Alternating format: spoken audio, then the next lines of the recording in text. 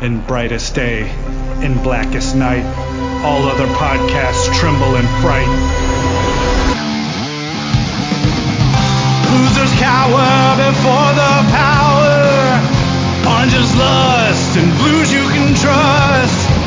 Indigos feel and white ones heal. Yellows scare and green ones dare.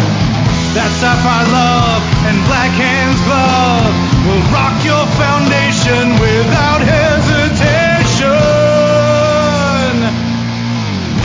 Chad and Mars face evil's might. Respect their power, for they'll make you see the light.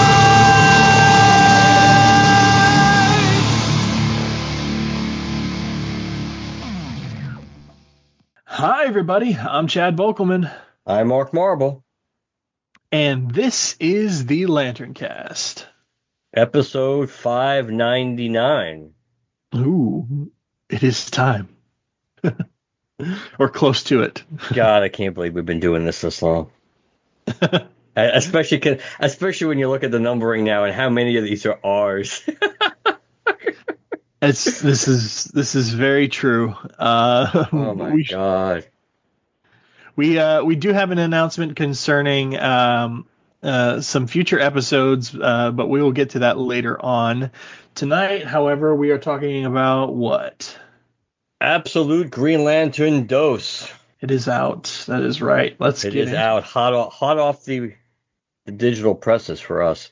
All right, so I'm going to try to roll through this. I mean, there's stuff to discuss in this, but this isn't I don't think this issue is super dense either. I wouldn't say. I think it's a relatively, obviously there's a creative choice in how much background information they're going to be giving us at one given moment, which might get old depending how long it takes for us to get all the information and what we think of it when we get it. But that's obviously the style they have adopted for this, since we get bits and pieces of everything that's gone down here. So we pick up where we left off with Joe in the diner dealing with Hal, but we just like we saw a ring talking, in the darkness talking to Hal, we have a ring talking to Joe too, telling her, "Be without fear. You exist at the green level of light. You must have knowledge of yourself to command the flame. You must be without fear, entirely without fear," which clearly is Abin Sur's shtick. Once you read this issue, he only knows a few sentences, and those are the ones that he likes to say. You must be without fear, entirely without fear. So while Joe's having this vision in her head at the time, so she kind of almost has lost track of the fact, or lost sight of the fact, that she's there in the diner to confront and to find out what's going on with Hal. And during this process, she looked like Abin Sur, so Hal's asking, what did Abin Sur do to you? And she's like, well, I have no idea, but I mean, you were there, you saw everything that went down, and she looks at Hal's hand, how it's all black, the black hand, and he talks about how we got this last issue, how basically if Hal gets threatened, the black hand kind of kicks into high gear, but he also mentions how he can hear it, he can feel it in his head. It talks to him, but he can feel it in his head like a dark star. And she kind of gets all pissed at him looking at the wreck of the diner. So that's what happened. You felt threatened. And he's pointing out to her that this is not just a matter of willpower. Willpower doesn't really make this work. And we don't really know the rules here. Remember what happened to John or Guy Gardner. And then we flash back to the moment when Abin Sur arrived, looking like St. Walker again, like a steroided up St. Walker. And he's standing in the center of town going, "I am the Abin Sur. I have understanding that I come to you from the Green Lantern. I exist at the green level of light. Be without fear." We see Guy in an entirely different look. What do you think of the Guy look, Hal? I mean, Chad. I mean, I think it makes sense for Guy for it to go bald and have a beard. Yeah. I don't hate it. No, I don't hate it either. But Guy is the sheriff. Rita must be one of his, if not the deputy, one of his prime assistants. And Guy, he lays out he tries to communicate with Abin Sur, and Abin Sur understands, but he doesn't seem to care all that much. It's like, judgment will now commence. So he's kind of like a steroided up St. Walker who's acting like a celestial. he puts his hand out when he says that his judgment will commence, and Guy kind of freaks out. It's like, hey, put your hand down, whatever you're doing.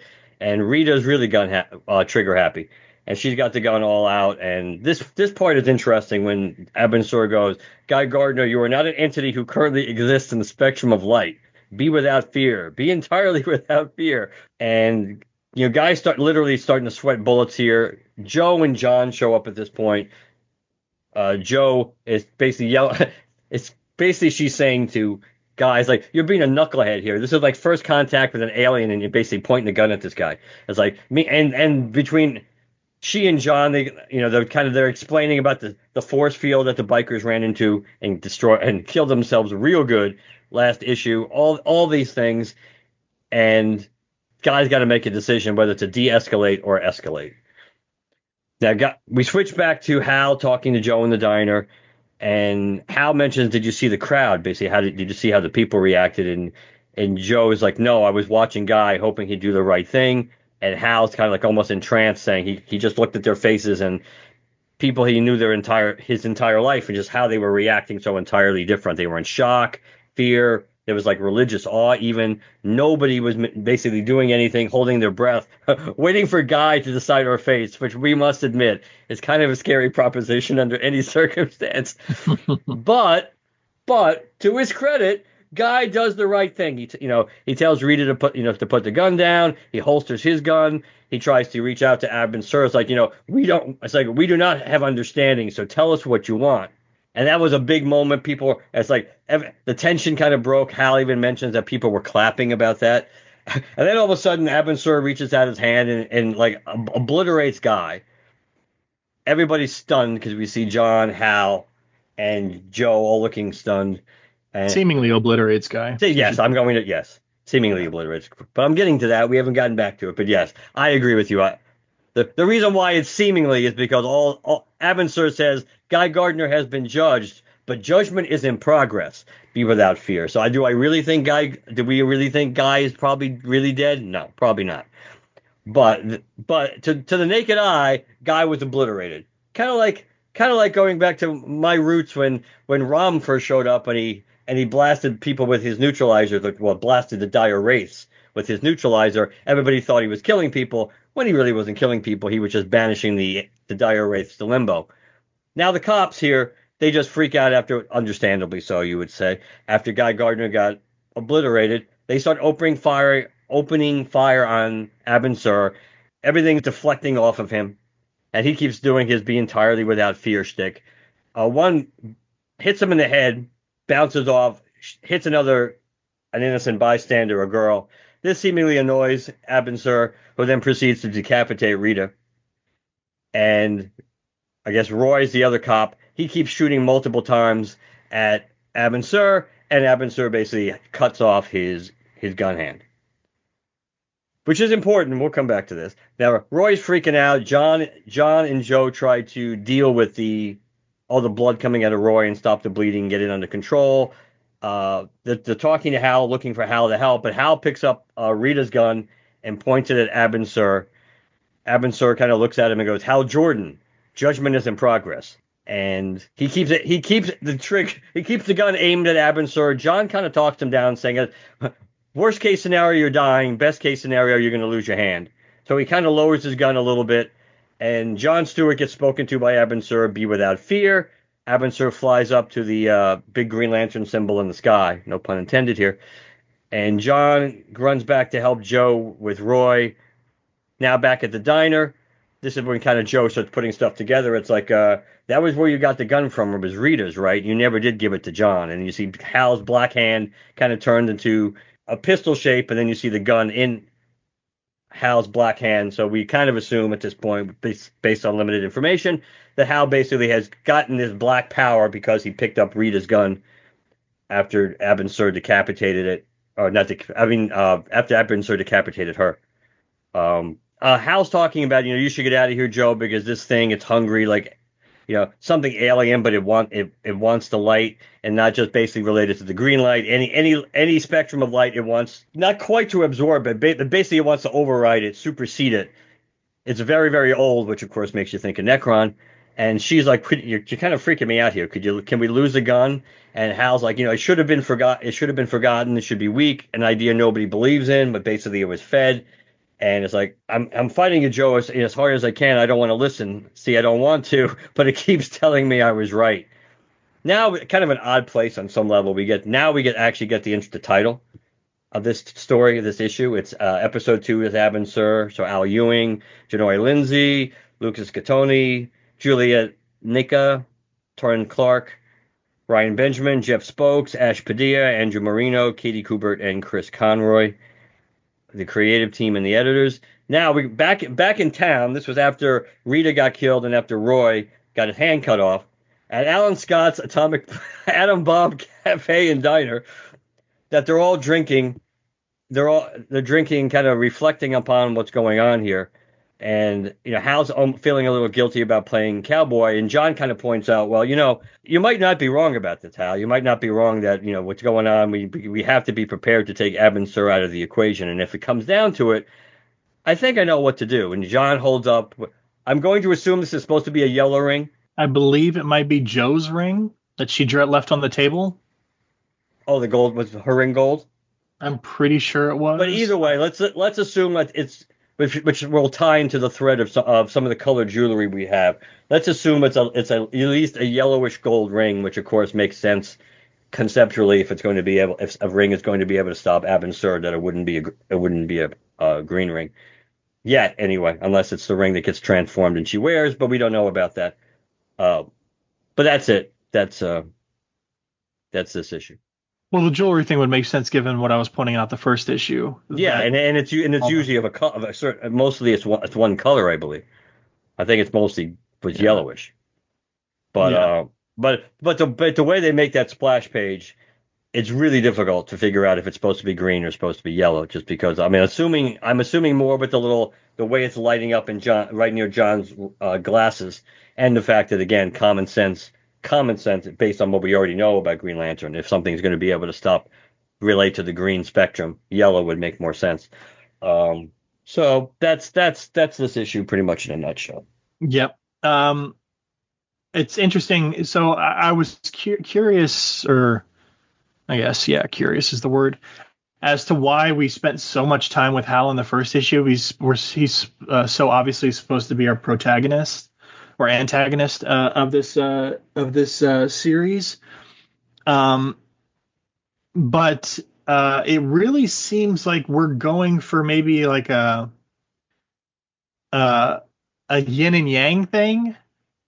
Maybe that these two are supposed to be working together, because and I went ahead and I was like, okay, you know what? I think I'm gonna see if I'm right about this, and I read some solicits, and as we know, because of the release of this thing, Absolute Green Lantern #4, which comes out in July, it says, and spoilers if anybody doesn't like solicits, Joe and Hal versus Abin Sur. Joe and Hal hatch a plan to strike back at Abin Sur and free Evergreen, but is their understanding of Abin Sur and his plans for Evergreen correct, or will they just create a bigger disaster in the process? So they're going to be working together for at least the first half of this series.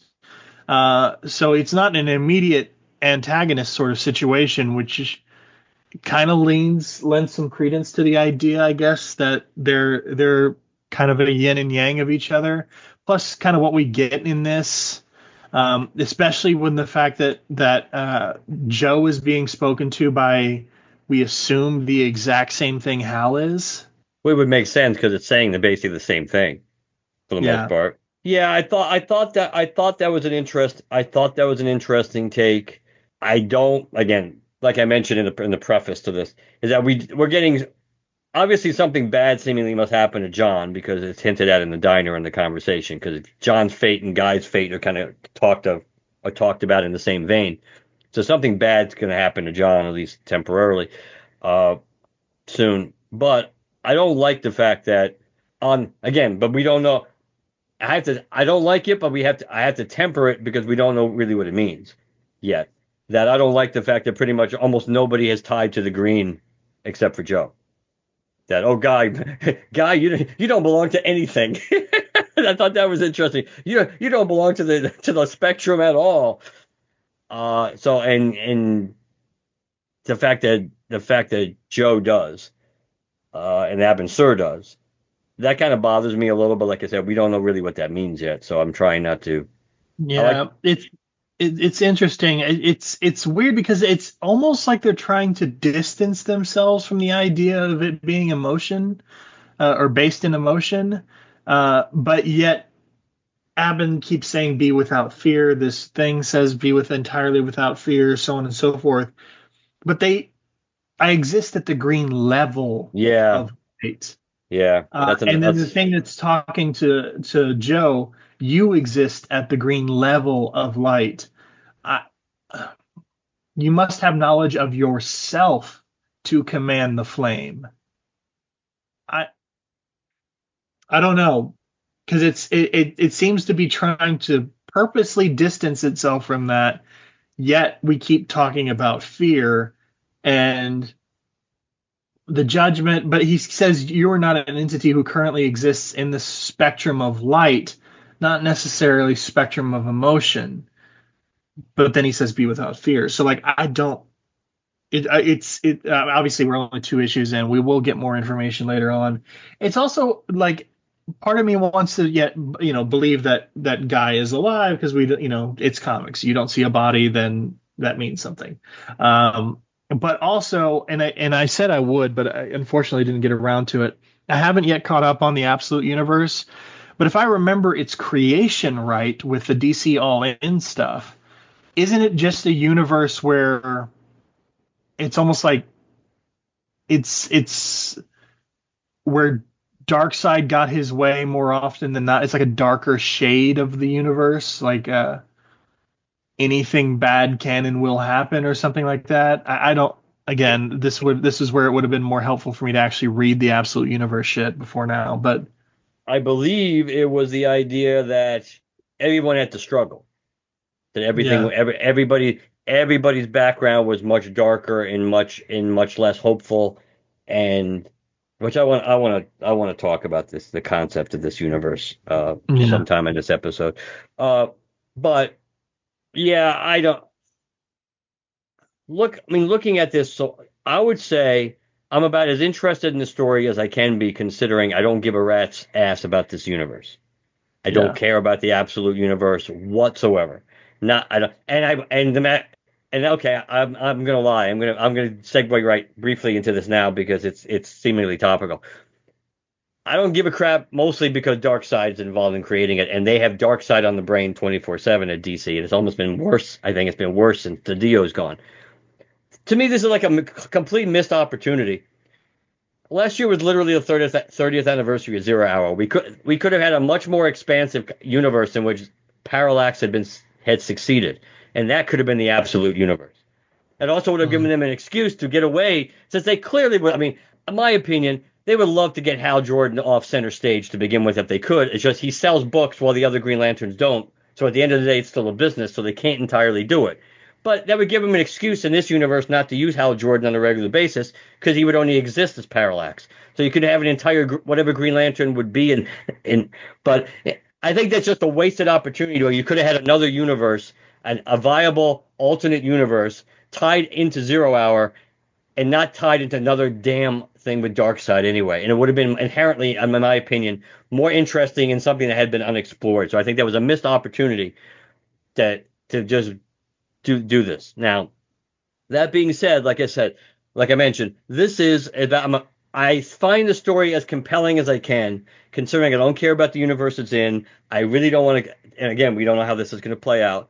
I don't want a universe where Joe's the main Green Lantern. I don't have that. I like her. I don't have that much interest in that. But we don't know. Again, we don't know what's going to happen. We don't know what's going to happen with Hal. We don't know what's going to happen to John and Guy, even though none of those looks promising at the moment, short term. But it's okay. I mean, it's entertaining. I mean, I'm enjoying it more than the Jeremy Adams book right now. I know again that's kind of a low bar to clear currently, but I don't. This is going to be one of those things like I mentioned. They're giving us dribs and drabs of the background here about everything that happened in Evergreen and with everything that's led up to this moment when Hal and Joe are coming together. when we get all the pieces laid out, that's going to have a great amount of impact, I think, on how I feel about the story going forward. Once we know, okay, this is everything that played out, and this is where we are. That's going to, even if we don't know everything about Abin Sur and his motives yet, but we're going to know that this would happen to John, this would happen to Guy, this would happen to the town, this would let Joe to be channeling this stuff because we didn't see any of that in her origin story yet. Then I'm going to have a better idea how much I'm going to like this book. But I'm fairly cautious because we've been down this road with almost every Green Lantern book we've seen, with the Alan Scott book being the noticeable or exception, or notable, I should say, notable exception, that we've seen most of these books start off fairly well. It's just that they kind of go off the rails. So, yeah. Okay, so I found it and without reading too much. I'm over on the dc.fandom.com, which is basically a dedicated wiki for specific universes. It shares many similarities to Earth Zero, but instead of running on hope as embodied by Superman, it runs on despair as embodied by Darkseid. So if we're going to boil it down to one sentence, that's what it is. Fleshing it out just a little bit, it talks a bit about how the universe was born. This couple of sentences here. Reborn on the Elseworld, which is another term we're using for the Absolute Universe, the Elseworld. Reborn on the Elseworld, stripped of both his role and his connection to Earth Zero, Darkseid would activate the fledgling reality by tainting it with his negative energy, accelerating its development and negatively influencing its history, causing it to resemble a contemporary Earth Prime in which its heroes would lack important aspects of themselves. By the 31st century, Alpha World had come to resemble Apocalypse, and Darkseid ruled with the help of his Legion. It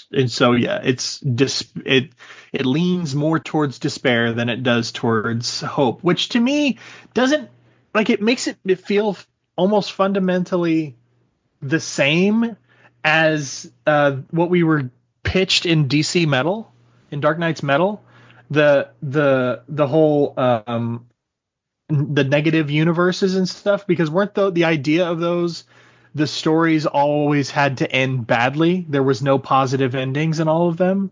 I do think that kind of was the because it was like the World Forger was creating stories, but the stories that rose to the froth to become part of the actual multiverse were ones where, you know, the story could continue, could keep going. There was hope. It could keep progressing forward.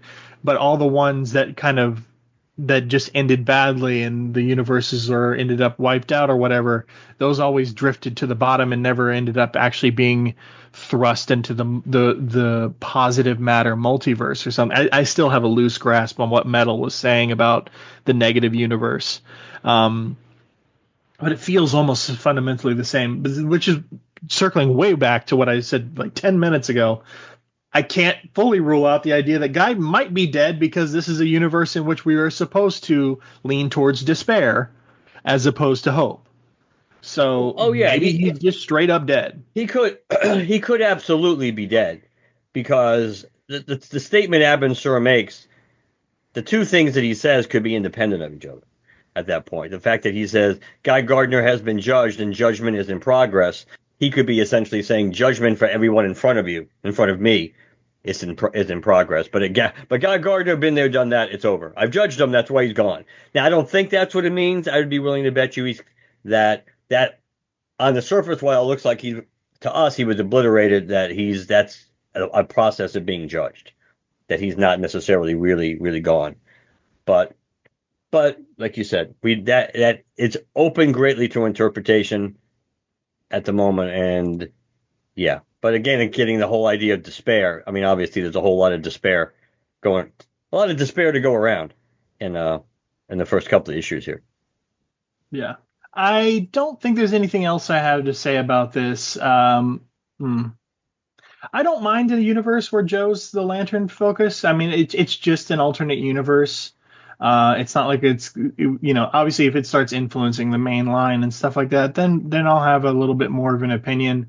But I'm of the mind of, I don't mind alternate universe stories. I don't mind some switch up in our main characters and stuff like that, especially if we're talking Elseworld stuff.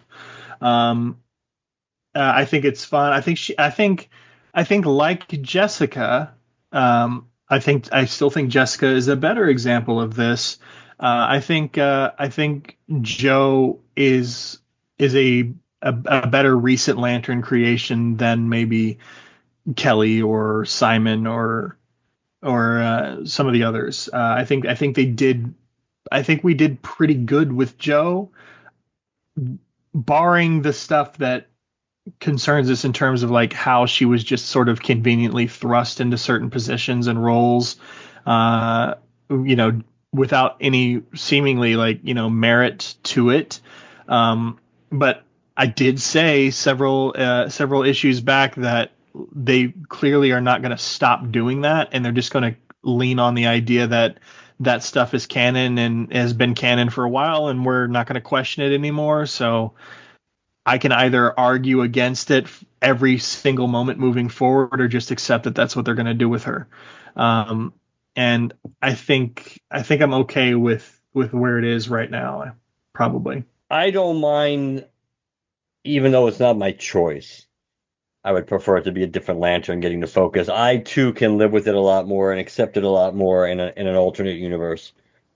It's I guess what just bothers me is that you don't really have to dig below the surface all that much to know that, or to believe that, given your choice, if sales really weren't important and they could put anybody they wanted, or snap their fingers and make any Lantern they put, or the top any characters that they wanted in a Green Lantern book or several Green Lantern books, and they would sell fine or sell as at least as well, if not better, than anything Hal has done over the last like 5 or 6 years. That the fact that I fully believe they would push Hal aside in a heartbeat, and it would be Joe, it would be John, and probably Kelly. Probably wouldn't even be Jessica. But I think that influences me too, is because because we kind of know this editorial group has a different agenda and different focal points than DiDio did, which is understandable because whenever regimes change, that it's usually the pendulum swings back and forth. So that's the focus. So, but it is a much along the lines of what you said. It's because Joe has been her elevation has been forced so much in certain areas, and it's not like really you can entirely justify it based on her time either on the page or her sales and things like that. It's just, well, they want her for whichever reasons we can talk about or not talk about, but they want her in this role, and that's kind of why she kind of keeps getting elevated. But it's not Kelly. If it was Kelly or Simon, it would bother me a hell of a lot more. That's true. Other than that, I don't know that I have anything else for this one. The art continues to be okay. Again, it's sticking with that manga style, which I don't mind, but I don't have a lot of experience with. So I can't really, rip into it and criticize it too deeply. It's just different than what I'm used to. And that's not enough of a reason for me to give it any shit, unless it actually starts actively becoming bad artwork, which I don't think would be fair to classify this as bad artwork, at least for now. Joe looks good. Yeah. I think John, even though it's not really, I think it's almost like a little more hipster kind of look for John than it really would be what we would think of. But John, personally, I think the art is pretty good in this. I mean, I'll take this art over Green Lantern Dark's art any day of the week for me. I know I'm not a huge fan of the manga style either in general, but I think this has influence clearly, but I don't know if I would 100% say that. Hal kind of looks it, but I don't necessarily think like Joe really looks it. I don't necessarily know if I think John looks it, but I see where you're coming from. But I will still take this art definitely over. Yeah, I would definitely take this art over Green Lantern Dark any day of the week. Yeah, that's fair. Not me, but that's just because I have a different experience with the art on Green Lantern Dark in terms of it's Werther Dell'Edera, right? Or am I thinking of the writer? I forget. No, Tate Bromble's the writer. Werther Dell'Edera is the artist. I just have a different past experience with Werther's art, so I don't mind it. Yeah, I think that's it. I admit, if I'm right about this idea about the yin and yang, which I very well might be just based on what's said in this issue and what's said in upcoming solicits. It's not a stretch to imagine I would be. The idea of there being two sides to a coin, and these two are working, we're better off together than fighting each other. That would be a unique concept to play with, and I would be interested to learn more, depending on how it works. Yeah, it certainly would be better than let's make Hal the bad guy again. That's true. And even up to this point, they have not. Then again, you could say it's would be a parallaxian view of Hal, in the sense that even if he is the bad guy, they're not making him out to be entirely in charge of what's going on here. That he wouldn't really be doing things maliciously. Yeah, he's not consciously making the choices, or even or even having them whispered into his ear, and it's like he's going along with them. Even though I am curious, speaking of which, to get a little more of the explanation for what entirely Hal is specifically talking about when.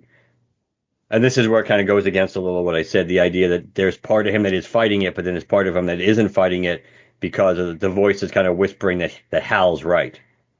So I'm kind of curious about what aspect that Hal either is right or he's being told that he's right about, which is kind of seemingly weakening his will at times, which makes it easier for the black power to take over him. So that was one of the more interesting things for me, which I'm glad we kind of doubled back to because it would have gotten lost. But yeah, I think so I'm going to be curious to see what that means and how long it's going to take for that to come out.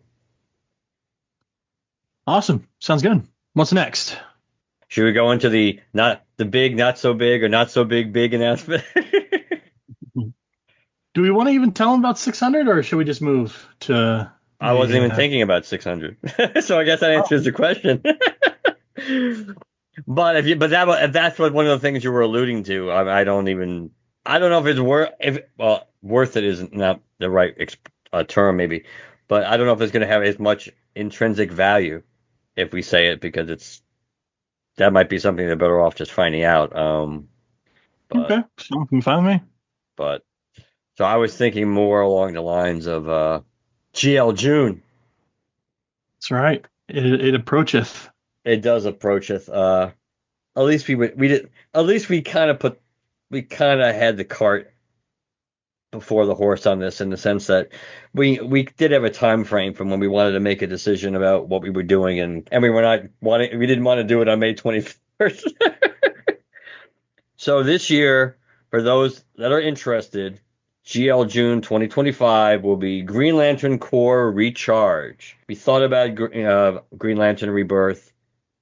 We still might talk about Green Lantern Rebirth this year, or something John's related as we're heading into the 20th anniversary rarefied air. It's pretty easy to go off on those, but we decided, for a bunch of reasons, also based on interest of other people in covering it with us, the Green Lantern Corps Recharge, that 5-issue miniseries that shortly followed Green Lantern Rebirth, and that came out. That was after Green Lantern Rebirth, and was it after the Hal book already started? I don't remember. I would have to go back and check. I think so. I think the Hal book, yeah, because this book carried into 2026. I mean, 2006, I think, Recharge, I believe, and I'm pretty sure I'm very, very sure that the Green Lantern book, the issue number 1 of the Jeff Johns series, started in 2025. So I think the Jeff Johns book came first, and then the Recharge. But either way, so five issues, and the game plan will be Podcast of R will take issue 1, we will take issue 2, Emerald Echo will take issue 3, the Green Lanterns podcast will take issue 4, and Dan over at Mosaic Comics will wrap it up with issue 5. That is correct. And we wanted to cover this because of the anniversary, right? Yes, and I think I think overall, because like I said, we have already entered into the 20th anniversary of some of the Johns era. I mean, Green Lantern Rebirth started in 2004, and went into 2005. So we've already covered. So we're already in the wheelhouse of it being able to do a 20-year retrospective on just the beginning of the Johns run, let alone being able to look back at it whenever we actually do that. But Green Lantern Corps Recharge is kind of important because it did set the wheels in motion for the Green Lantern Corps book that came out afterwards. That that kind of paired nicely with the Jeff Johns book and told all those cool stories that we ended up getting with them, with having the dual books. And also the fact that it also introduces a lot of the lanterns that became pretty relevant during that era, and some even now after the fact. But Soranik and other characters like that were introduced in the Recharge miniseries. Izamat and Vath for sure. Yep, Izamat and Vath. Those were the other two that absolutely come to mind. And the idea of doing the sector partner stuff, that concept, I believe, was introduced in this mini as well, going from 36 to 7,200 Green Lanterns, having things like that, and the honor, not necessarily the concept of the honor guard, maybe that too, but I mean the way we think of the honor guard too, with Kyle and kind of Guy being needing a place to go because you can't have 4 lanterns from Earth. that kind of a lot of the elements of things that carried forward for long periods of time, including some more or less now. The blueprint was in Green Lantern Recharge, so yeah, for sure. Lots of fun to be had in that. And just to be clear, forgive me, I don't know what you said. I had messed up on my initial email. That's why I'm saying it. It is Emerald Echo will take issue 3, and Green Lanterns podcast will take issue 4. Is that what you said?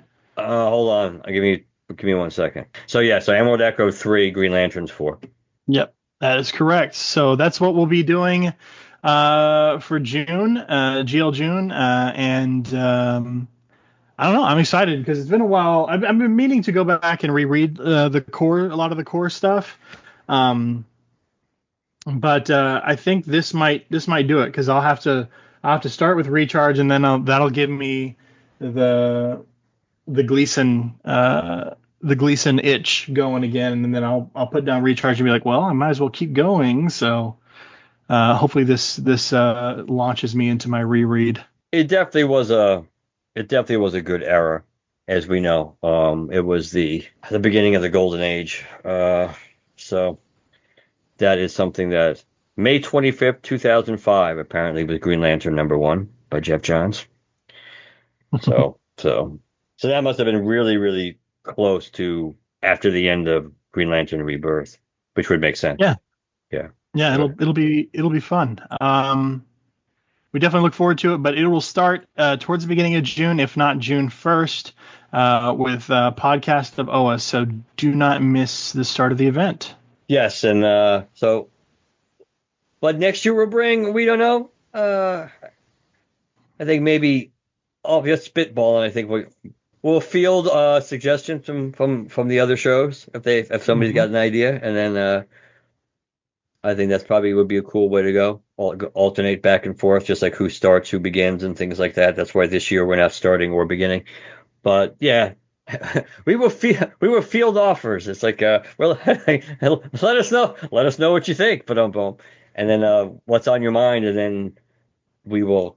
And that's obviously true for the audience too. But as far as the actual 5 podcasts that have been doing this, at least last year and this year, that yeah, so if someone has a good idea, because obviously we don't have to do. It's kind of good to alternate between like something super well known and something maybe not so well known. I think that's it's kind of good to alternate, and even something like Recharge, which is fairly well known, but again, it's 20 years old, so it may not. So not everybody is familiar with it. They may, even if they've heard of it, they may not have. They certainly may never have read it when it came out, or since. Even if they did read it when it came out, they may not have read it since. That's true. All right. One thing I wanted to mention, just a small, quick update. I have started very, very, very slowly selling some of my stuff on Facebook Marketplace. I haven't gone through and actually started taking like action figures or Funkos off the wall or displays or anything right now. I figured a good start would be, what if I just go through, those problematic areas of your household where things just sort of seem to accumulate, and declutter those spaces. And then from that point forward, I just, in decluttering, I can throw away a bunch of stuff, but also set aside the stuff that I think would sell. For instance, I had like a Batman Snuggie, and I guess Snuggie is actually like a branded term, but a blanket with sleeves that made it look like you were wearing a Batman uniform. And then I had a puzzle that my former stepmother gave me a while back that I never ended up opening, that was also Batman themed. So I went ahead and took that and paired it with the Batman Snuggie and sold those together. I had some extra pots and pans that had never been used. Just opened the box and realized I already had them, and so I just went ahead and did that, sold that. And I've already sold a couple of things, so I am making some headway on how to put things online, what to price it at, what seems to work, what seems to not work, getting a sense of who's a serious buyer, who's not. So I don't think we received anything from our listeners by way of what I had asked previously. If anybody had any suggestions, or was it? But I didn't. It was a big ask, anyways. Not everybody's going to have that experience, but still welcome it if anybody has some advice. I know Jim. To be fair, Jim reached out to me. I don't know why I don't consider Jim a listener. He's just a friend at this point. But it seems to be going all right. I've made a few bucks here and there, but it is slow going. So I'm about to get a good taste of it, though, because one of the things I did was I rearranged this bookshelf that's currently to my left. Like, for instance, I have my Phantom Stranger omnibus, but I also have the black and white showcase editions of the Phantom Stranger, those sort of newsprint collections they had for a while. So I made sure all the issues that were in those were in my Phantom Stranger omnibus. So I pulled the showcases off the shelf. I made sure all the issues that were in the Dead Man trades I already had were in my Dead Man omnibus, pulled those off the shelf. I have a Port of Earth from Image Comics Deluxe Edition. So I grabbed all the individual trade paperbacks of Port of Earth, pulled them off the shelf. So I have a small stack of trade paperbacks that are just duplicates of stuff I already have in different formats on my bookshelf, and that will be my sort of first foray into selling something other than something that'll move easy, like a Snuggie or other collectible or something like that. So we'll see how well those items move. I already know it's going to be a different beast than trying to sell, pots and pans or whatever the hell else is you got going on. Yeah. You gotta crawl before you can walk, Chad. But since I mentioned it on the show that I was going to be downsizing, I figured I'd provide a small update. The reason I did that is because my first batch of things that I wanted to sell, I'm trying to do it in such a way that I am not listing like 30 things on Facebook Marketplace at a time. I'm only doing a few here or there, and my first sort of test batch of those things has now moved as of today, as of a couple of hours before we started recording. I met somebody at a gas station up the road and sold something. So I am ready to move on to my next batch. Hence the update. So if anybody was wondering, there you go. What about you? Any stuff going on? Any Mark has seen? Sadly, no. But no, I will have more. But just segueing ever so briefly, because there was something. Just because I don't know if we're ever going to do a Thunderbolts episode, like I mentioned last time. It's possible. I don't know if we really need one, but it kind of depends mostly, I think, on how much Corman wants to talk about it. But I did say for the hell of it, I was going to give at least a final postmortem numbers wise on Brave New World, and that we can relate it to the opening of Thunderbolts, which only was I think 74.3. So it was about $1.7 million behind where the estimates were on Sunday opening weekend. So which is an incredibly opening. It's not horrible. It's not the Marvels, but unfortunately, it was more or less right exactly where, kind of like barely in the middle of where the basic opening range based on tracking and final projections were, despite the great reviews and despite the seemingly that the audience likes it. So I'm really interested to see what it's going to hold at in the second weekend, because I know I think Box Office Pro was being really optimistic that they think that, like, worst case scenario, it was going to drop just barely more than 50%. And I think that's kind of optimistic, considering there's very few Marvel movies in Phase 5 that have had any kind of decent hold. Um, Even Guardians, which we hold up on a pedestal because of how well it held, it only held 52%. It's just amazing, because usually you're going to lose a bare minimum 52%. And so many of these movies lose like 58, 59, 68, 69. So it'll be real curious, because obviously if Thunderbolts doesn't hold in weekend two, it's going to go straight down because there's too much competition coming out. It's going to be completely torpedoed by Memorial Day when Mission Impossible and Lilo and Stitch come out. But Brave New World, essentially the final numbers, I might still be playing somewhere, I guess, but domestic barely over 200, finally crept over 200, 200.3, and we'd round to 4 if you had to, but it's 388. World, and the international wasn't much better. It was 214.6. So you're talking about a movie that didn't even make $415 million. Close. Like, if it's still playing anywhere, it might get to 415, but it's not going to go much above that. So that's it. Just because I didn't want it to slip by, because I did say that I wanted to revisit it, and it would have been natural to revisit in the Thunderbolts episode, but there may not be one. So that's it. Alrighty. Are we done? I think so. All right, episode 600 coming your way very soon. But in the meantime, if people want to reach out to us and, I don't know, send us a celebratory email or something about the upcoming 600, or thoughts on GL June being all about recharge, or anything like that, what do they do? Or much like our sentiment, we can't believe you guys are still doing this either. Well, when are you going to retire? No, really, when are you going to retire? LanternCast@gmail.com. The website is LanternCast.com.